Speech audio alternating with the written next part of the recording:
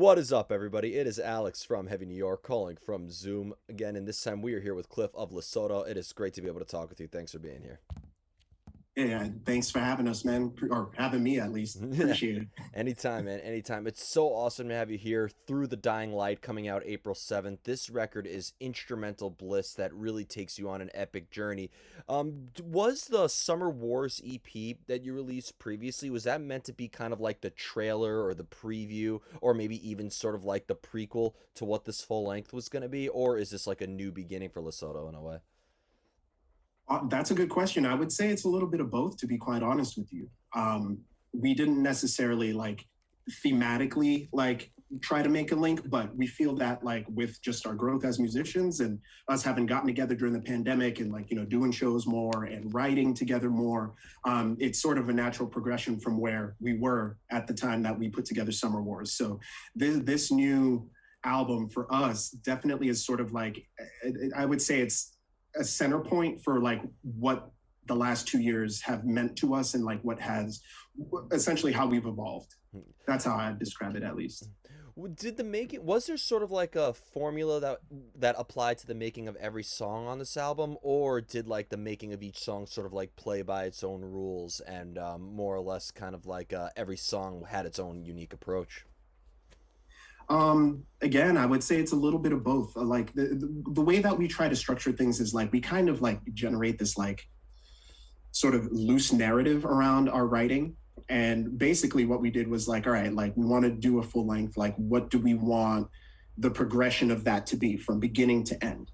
And so I would say that when it comes to writing the songs, we usually try to center around a theme, or whether that's a melody or a drum beat or a bass line or whatever, and then we build around that. And we played with that idea in and of itself. There are times where we actually start stripped down verses, or with the single that just came out, Running Down the Sides, where we kind of just come in full blast and then deconstruct from there. We think of our music collectively as very introspective. We want to kind of generate that visual. And thank you so much for those kind words, man, at the beginning. That sort of makes me think about that, that bliss. It's awesome that it makes you feel that. But we'd also be cool if you're oh, it makes me fucking angry, or just want to lose my mind or something like that. As long as it elicits some type of feeling, and maybe even a visual of some sort, that will kind of guide you through. I think you can kind of create your own story as you listen to it. Of course, I think that's the beauty with all instrumental metal music in a way, and I'm talking whether it's Polyphia or Animals as Leaders or Chan or an art but I feel like with Lesotho it kind of caters along the lines of a band like Pelican or Consider Suicide in a way, which is more of that quote unquote post metal, which we'll get into that definition later in the interview. But does it ever start off with a preconceived vision? Because the music sounds so organic and it flows so perfectly from the difficulty of crossing a field to dead calm. Was it just kind of picking up and going in a way, or was there plenty of forethought that went into the making of this? There was a little bit of forethought. We definitely, it's funny that you mentioned the first and the last songs from the record, because that's essentially what we did. Was we picked a starting point and an end point, and then we essentially bridged the gap. We didn't write the record in the order that the album is. We essentially just had those ideas. Like I said, we sort of centered around certain things and be okay, this might make sense leading into this track, particularly the second half of the record, which starts off a little bit more with the ambient stuff, and kind of it's definitely on a different tangent than the first half of the record, I would say. I would say that as we did the second half, the first half sort of came into play. Especially considering that one of the songs actually is actually a studio version of a song that we had recorded at the time that we put out that first EP, Summer Wars, Crown of Echoes specifically. We went and essentially just kind of rejiggered the song to kind of fit within that theme, and where it's placed on the record, again, kind of goes with the theme. The forethought of that, okay, we have this kind of monstrous beast of a song, where in the record can we put that? And where we placed it, we thought was a really good point. Well, it also does, as you say, takes you on an emotional journey, and it really does have that emotional significance that I believe is present through the whole album. But when it comes to making music that conveys emotion, do both you and Kyle and Zach all need to kind of be in the same spot emotionally when writing the music together in order to convey that emotion, or do you think that maybe you guys feeling differently, maybe you being in a good mood and Zach being in a terrible mood or something like that, that can maybe actually help enhance the contrast of the song in a way? Yeah, yeah, I would say that that's definitely the route. Like, I've used this metaphor before when people have asked me about the band.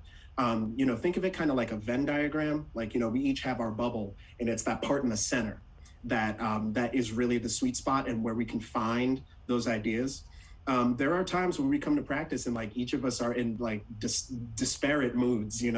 We come to rehearse and then we're like, our mind might have been in one place coming in, but then we essentially use the process, the creative process, to center ourselves, regardless of like if our centers are like completely different. But there's that part, that overlap, creatively, where we just kind of lock in. When you work on a song, because sometimes you're working on a song for days or weeks or months on end. So, like, when you start a song and you do work on it for a long period of time, is it sort of like difficult to maintain that emotion that initially sparked it in a way? Do you like prefer to feel the same way when you finish a song as you do when you start it? Not necessarily. I think because the music itself is so dynamic and emotions themselves can be so dynamic, I think it kind of goes along with that. I think the two kind of go hand in hand. As far as like how we're feeling, we don't necessarily try to get to that same place. We kind of establish an idea and we stick to that idea and then maybe iterate on it, evolve it a little bit, depending on how we're feeling that day, right? Yeah. And then might lead that into something new. Um, that could be completely different and end up like being a part of another song, or we just end up scrapping it all together. There's a lot of trial and error with the way that we write and construct things. So I think the emotional dynamic, like having a different emotion than when we establish something, an idea, and having a different emotion when we return to that idea, that's what I think sort of causes that in a way. Well, being the basis of the band too, being that in the world of rock and roll, we've all heard our fair share of horrible bass player jokes and puns, which are getting I'm old. one of them. Yeah, No, but it's such an important instrument as it has both an emphasis on melody and rhythm at the same time. I feel like it able is to convey both. So when it comes to laying down your parts, do you sometimes have a whole bass pattern written that Zach and Kyle could write over, or do you prefer to maybe have either a guitar riff and progression, or maybe some drum patterns already laid down before you start laying down your parts? yeah, no, there are times where I do come with ideas. I do also play drums in another project. Zach and I sort of have that connection too. When it comes to establishing things, I might just be like, yo, like here's something I got on the bass. And then like he'll come up with a beat over it, or vice versa. He'll come at me with the beat and then we'll just kind of like lock in step, and then Kyle can just kind of just scribble all over it, whatever he wants. He can take us to the stars. For me, it's particularly with the bass and it being a relatively new instrument for me. I mean, 3 years ago, I couldn't tell you anything about a signal chain or like amps or anything like that. It tells you how much the pandemic has taught Right. us, right? So when it comes to that, like for me, my responsibility, at least when it comes to new music, is maintaining that low end and maintaining that rhythm, that groove, and being in lockstep with Zach. Because for the way that we put things together, we really do treat it as like an art form rather than like a technical sort of thing. We, because of the emotional component and because of the dynamism of the music, it's really important for us to like just kind of just feel locked in, like to feel like we're on like at least some sort of vibe, even if we might be feeling differently. It's like, all right, we're going. And then we end up taking it off into Lesotho land, essentially. Well, camaraderie is a great source for creativity, but so is isolation as well. And being that this group was born out of the pandemic, which was the era of isolation, do you prefer to come up with ideas and write music when you're more alone in your own element and there's nothing between you and your instrument? Or do you prefer to songwrite when you're in the company of each other? Me personally, and you might get different answers from the guys if you were to ask them, but I actually do prefer the group setting. I like being able to bounce things off of the guys, and having them even come to me with an idea like, yo, I got this, why don't you take this, and like, take this, and like, let's work it, let's massage it, let's milk it. I definitely prefer that. Although I definitely do see the use in being able to like sit down with my bass and my effects and like just put something together. And relatively compose something relatively tight that I can present, or even just turn into a song on my own and just be like, yo, like here's an idea, let's do it, let's roll with it, and like and we take it. And there are a couple of songs in this record that are that way actually, where either Kyle had an idea or Zach had an idea or I had an idea, and we just kind of iterated upon that and made it our own collectively. Yeah. Well, I also like I feel like every song like in a way like I almost consider a track like Flicker and Floater to be like sister tracks in a way. Maybe it's just because of the name and the syllables like Flicker Floater like it almost seems like they really work well together. Like I can't like this album isn't shuffle friendly as I call it. You have to start off with the difficulty of Crossing a Field and Dead Calm in a way. Are these songs is the order that we hear these songs in? Are these the order that they were written in? No, no, they were not written in that order. Although I would say that the things sort of just unintentionally came together. You know, when we, for example, when we put together Flickr, we were like, "Yo, this is popping," but we kind of want some sort of denouement. You know, think of the record almost like 3 acts or 5 acts of a play. You know, and usually like the first act is the introduction, then you have like the middle act or acts, that is sort of like the building of the story and the tension, and then there's the climax, and then there's the last third of the record where which we would consider like the denouement and the ending. um, Again, we didn't necessarily come into it with that approach, but sort of as we composed and as we put the songs together like melodically, and what made our brain waves kind of lock in step was just being like, all right, like here's how we want the dynamic to change at this point. Specifically Flicker into Floater, with Floater sort of being that sort of more, probably the most ambient track on the record, I would say, with the spoken word. Shout out to Molly Grace, by the way. You're awesome. I think today's her birthday too, so happy birthday, Molly. Um, so we treated that ambient track sort of as a pivot point, as that climax, as I was referring to, that will lead you to the end of the record. So there's also some like really hidden references in the names of the songs as well. The Flicker, I believe, is some sort of Magic the Gathering reference. I never played the game, but I know Kyle is a former player, and I think Zach too, to a certain degree. Oh wow. And so I believe, if I'm describing this correctly, and I might not, so sorry if I fuck this up, but a flicker is when you like have something on the board, or you know, the field of play or whatever, it disappears, then it comes back again. Like it's something that reoccurs. So it's cyclical. It's cyclical. Like, you know, think of it like life, death, rebirth, and the cycle begins again. Wow, this You album know? this Yeah. album is an overthinker's dream. I love it. Like, are there any other Easter eggs that maybe we could be expecting if you want to say, or do you want the listener to sort of Well, Crown of Echoes is a Pokemon reference. That's all I'll say. okay? Yeah. Who's the Pokemon fan? I think all of us are All right, actually. So that is the one thing that we did sort of center on. fair Again, enough. we didn't go into thinking that, but you Yeah. know, it was just like, yo, like cool. Cubone for those who might be watching. Hell yeah, hell yeah. Now, from reading the description, and you know, like I don't like the whole genre labeling thing, but for the sake of this conversation, being labeled as post metal. Now, I've seen black metal bands be labeled post black metal. I've seen post death metal. I've seen post metalcore. I've seen post instrumental metal. What does that word post mean exactly? What defines? Right? Like, what is post? Right? Yeah. What is post? Like, for me, post, at least when it comes to like any genre of music, it's you taking the foundation of whatever that genre is. So, I guess in our case, you could say it's metal or rock or whatever, and you take that and you just kind of make it your own.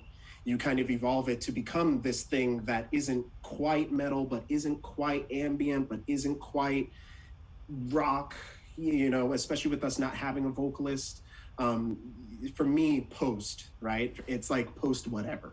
If you notice, like on all our socials, we always say post everything, because we come from so many different backgrounds and there's so many different influences. Like with me in particular, like I'm like a huge hardcore and punk guy. You know, Zach is as well, but then also has like a bit of metal in his background. Kyle definitely brings some of that, like I guess more posty element, ambient element to it. You know, with bands from where we are, like Caspian. There's a wonderful post metal band called Glacier, that's also from up here. Jira. A lot of really cool bands have influenced us, And so we're just taking what they did and just making it our own. Hence, we're like post all of those bands I just named, but particularly ISIS. They're like the big one for all of us as well. Yeah, and see that's the thing. Like, okay, like when people hear instrumental metal, a lot of people think, okay, Animals as Leaders or Chan or Pliny or something like that. But like bands like ISIS or I believe even Pelican were doing things before they were, and they've been called post metal even back then too. So Right. it's like so confusing to like see what it is. My idea is post instrumental music is just any instrumental band that Earsplit is doing PR for, because I noticed that that's a big coincidence right there. Yeah, I know, right? I know. Yeah, and yeah, that's why to me, like, like especially like in 2023, like genres aren't what they used to be, say like 20 or 30 years ago, like back when we were growing up. Like, like back in the days of like MTV, and you could like see music videos and see artists, and they were very centralized within a certain umbrella of music, whereas like now there's so many bands out there making so many different like sounds and combining different elements of different things that, like, to me, almost giving something a label is kind of pointless. You're almost trying to pigeonhole, but like you're not. In a way, you're just trying to like temper your ear for an expectation. But I like your description where it's just like, basically anyone that does PR with their Well, splits. I mean, So you guys, Pelican, Lost in Kiev. I mean, and that's just the yeah. three I can think of off the top of my head. But like, Yeah, holy, those are artists that, like, we look up to, listen to, and enjoy ourselves. yeah. So So yeah. I think we could agree on that definition. But it's funny with the genre thing because I agree with you. But like at the same time, like if somebody tells me that they're a death metal fan and I recommend them, like Corn, that wouldn't exactly like, and they never heard of it. That's like, well, I'm not gonna say Corn is death metal. They're new metal. Like I think there's a best of both worlds. You don't want to recommend, Behemoth to somebody who listens to Stained or something like that, unless there are those Right. people like myself who listen to everything. So, Right. there's Hence the like kind of pigeonhole, but not really. You know what I mean? You kind of you want to give some sort of like specificity to it, but like not too much. Like that. That's why, at least for me, like post whatever is probably the most apt description, or I guess you could say post metal, just because like we're loud. I think we updated like some of our stuff on our socials. It's just like heavy, quiet, dark feels. Like those are just like four words that come to mind. yeah. When you listen to Lesotho, or at least we would hope come to mind. I think of a lot more, but all like atmospheric, ambient, emotional, Yeah, I'll heart. jot these down so we can put them on our Bandcamp. Please. Well, I think if you ask a lot of people to describe music, you won't be able to fit them all on your Bandcamp. But Yeah, right. yeah. So before we go, I want to thank you so much for your time and for such an awesome conversation. Is there just anything else with Lesotho you'd like to promote with the release of Through the Dying Light in terms of shows or other new music? What else could we be expecting from Lesotho? Please tell me that there is a New York City show somewhere in the promotion. We're hoping this summer. We're working on some things. So not everything has been quite announced, but we do have a couple of gigs coming up here in this region. So next week, on March 24th, I believe that's a Friday, we're going to be doing a show at the Jungle Community Music Club with some friends of ours, Blue Manic, awesome kind of like psychedelic band.